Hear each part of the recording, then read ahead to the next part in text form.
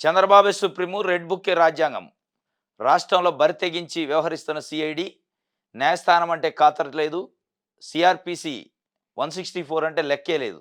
Supreme court తీర్పునకు విరుద్ధంగా కుతంత్రం, IAS అధికారులతో తప్పుడు వాంగ్మూలాల నమోదుకు పన్నాగం. ఇప్పటికే న్యాయస్థానంలో వాంగ్మూలాలు ఇచ్చిన ఐఏఎస్ అధికారులు అందుకు పూర్తి భిన్నంగా తప్పుడు వాంగ్మూలాల నమోదుకు సిఐడి కుట్ర, చంద్రబాబు అవినీతి కేసులు నీరుగార్చేందుకు స్కెచ్ చేశారట. ఇది మొత్తానికి ఏందంటే చంద్రబాబు నాయుడు గారి పైన ఉన్న అనేక రకాల అమరావతిలో ఇన్సైడ్ ట్రేడింగ్ కానించి మొదలుపెడితే మొన్న 56 రోజుల పాటు రాజమండ్రి సెంట్రల్ జైల్లో ఏ కేసు అయితే స్కామ్ కేసు ఉందో, ఈ అన్ని కేసుల విషయంలో ఇలా అధికారం ఉంది రాష్ట్రంలో. పోలీస్ యంత్రాంగం, సిబిసిఐడి, ఏసీబీ, పోలీసు మొత్తం చంద్రబాబు నాయుడు గారి చేతిలో ఉంది కాబట్టి ఆ కేసులు నీరుగార్చే ప్రయత్నం చేస్తున్నారట.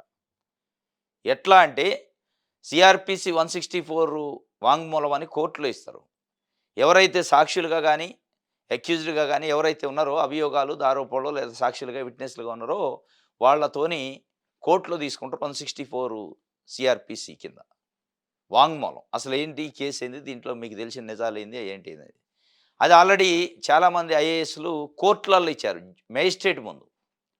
మేజిస్ట్రేట్ ముందు ఇస్తే అదే ఫైనలు. పోలీస్ ఆఫీసర్ల ముందు ఇచ్చింది వాంగ్మూలం ఫైనల్ కాదు. మేజిస్ట్రేట్ ముందు ఇచ్చిన తర్వాత గతంలో ఐఏఎస్ ఆఫీసర్లు ఇప్పుడు మళ్ళీ అధికారం ఉంది కాబట్టి వాళ్ళతోనే లేదు లేదు నేను ఆ రోజు పొరపాటు చెప్పినా ఇప్పుడు కరెక్ట్ చెప్తా అని చెప్పిస్తున్నాడు. చెప్పించే ప్రయత్నం జరుగుతుందట.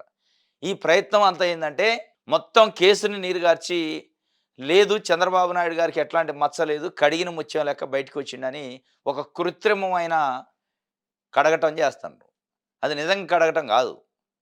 ఇప్పుడు కడగాలంటే అసలు అంటి ఉండాలి కదా! ఆ అంటిన దాన్ని కడుక్కుంటున్నారు అధికారాన్ని అడ్డం పెట్టి. 164 సిఆర్‌పిసి వన్స్ కోర్టులో ఇస్తే అది ఫైనల్. అది సుప్రీంకోర్టు కూడా చెప్పింది. అనేక హైకోర్టు జడ్జిమెంట్లున్నాయి. ఒకవేళ అట్లాంటిది ఏమైనా ఐఏఎస్ ఆఫీసర్లు గానీ, విట్‌నెస్‌లు గానీ, ఇంకోళ్ళు గానీ ఎక్స్‌వైజెడ్ ఎవరైనా కావచ్చు. తప్పుడు వాంగ్మూలాలు ఇస్తే 7 సంవత్సరాలు జైలు శిక్ష అని చెప్పింది.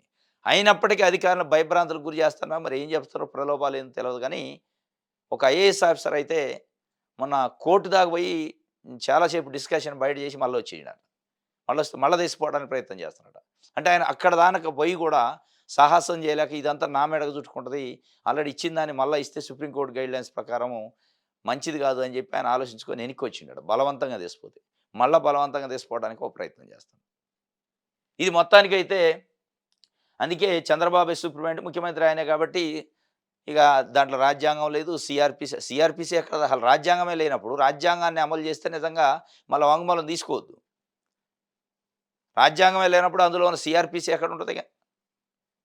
మొత్తానికైతే కేసులు నీరుగార్చే ప్రయత్నం చేస్తున్నారు. అసలు 45 సంవత్సరాల రాజకీయ జీవితం, మచ్చలేని నాయకుడు, మచ్చలేని ముఖ్యమంత్రి, అవినీతి అంటే తెలవదు అని కొన్ని టీవీ ఛానళ్ళు, కొన్ని పత్రికలు చెప్తా ఉంటాయి. మనం వింటా ఉంటాం. వాళ్ళు పెద్ద పెద్ద స్టోరీలు పేజీలకు పేజీలు రాస్తారు. చంద్రబాబు నాయుడు గారు విజన్ ఉన్న నాయకుడు, చంద్రబాబు నాయుడు గారికి అసలు అవినీతి అంటే తెలవదు, మచ్చలేని నాయకుడు, కడుపు కట్టుకొని పనిచేస్తానని భజన చేసి, చేసి, చేసి ఆయన్ని ఎక్కడ తీసిపోయారంటే దేశంలో అత్యున్నత ధనికమైన ముఖ్యమంత్రిగా తీసిపోయారు. మరంత కడుపు పట్టుకొని పనిచేసే ఆయన, మచ్చలేనాయన, అవినీతి అంటే తెలవనాయన ఎట్లా దేశంలో అత్యంత సంపన్నమైన ముఖ్యమంత్రి అయిండంటే సమాధానం లేదు. ఇక దాన్ని ఇయాల మళ్ళా అత్యంత సంపన్నమైండంటే ఈడ అవినీతి జరిగింది కాబట్టి అయిండంటారని దీన్ని మాఫీ చేసే కార్యక్రమం, నీరుగార్చే కార్యక్రమం చేస్తున్నారు.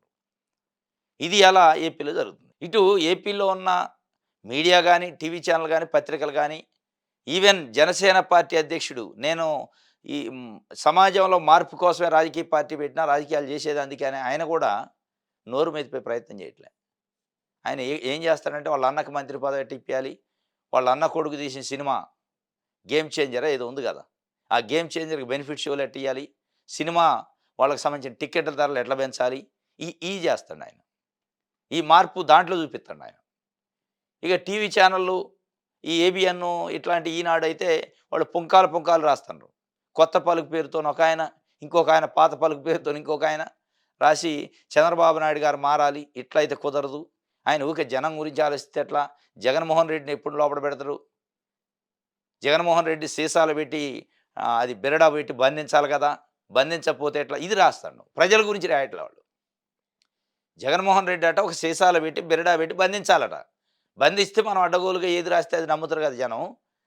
ఇక ఏదంటే అది చేసుకోవచ్చు. చంద్రబాబు నాయుడు గారు ఇట్లా ఉంటే ఎట్లా 80స్‌లోకి పోతుండు. 80 సంవత్సరంలోకి పోతాడు నెక్స్టు ఎలక్షన్ కల్లా. ఆయనకి చేతగాని వయసొద్ది. మళ్ళా ఆయన వారసుడు లోకేష్ ఎట్లా మా సామాజిక వర్గం ఎట్లా నిలదొక్కుంటది అని వాళ్ళ బాధ.